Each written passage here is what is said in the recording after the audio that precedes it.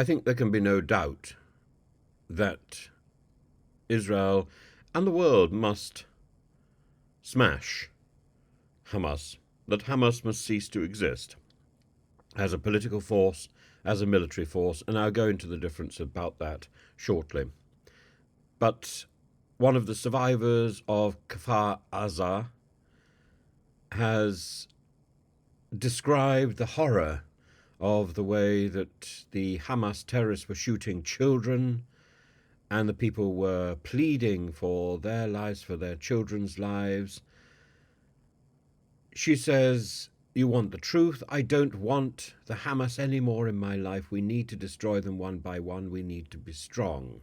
Well, there are many ways of destroying an organization. And carpet bombing, collective punishment, is not necessarily one of the top ways. Antony Blinken has arrived in Jordan and is due to meet the king. He's been in Israel. That's the right thing for international statesmen to be doing. Israel has shared photographs of the children killed by Hamas, putting to rest some of the stories of fake news. And Hamas, in turn, has claimed that 13 hostages kept in Gaza have been killed in airstrikes. Well, it's their responsibility.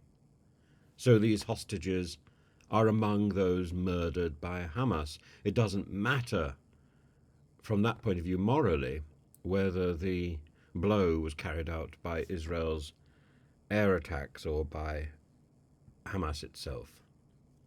However, the next stage is more of this collective punishment and more of Israel's response, and Israel's response is out of order. It's out of proportion to the initial offence, and it's attacking an entire group of people, a huge number of people, for the offence of a small unit. Israel has told everyone in Gaza City to relocate to the southern part of the Strip within 24 hours. And it still hasn't provided a humanitarian corridor.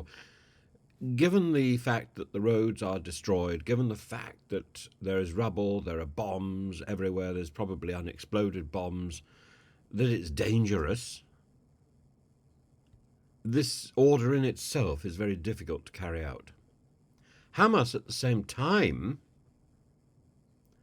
tells people not to move. Now, how much can Hamas enforce their will over Israel's will? Quite heavily, I would have thought.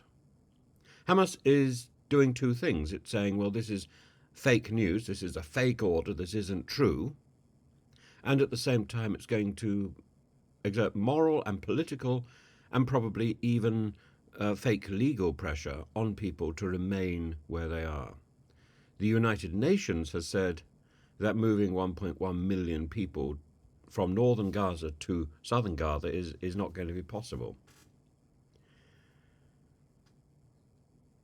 I think the longer there is a delay in moving people, the more people are going to be in the area when Israel bombs it. There is no doubt that Israel is going to bomb Gaza, probably bomb Gaza out of recognition. That is shocking. Utterly shocking. And Israel, I believe, has already hit the main Hamas tunnels. But I would have thought the only way now for Israel to locate the hostages, to seize the remaining members of Hamas, is to send troops in and go house to house.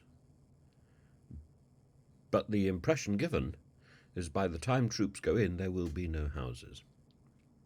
This is terrifying. Utterly terrifying.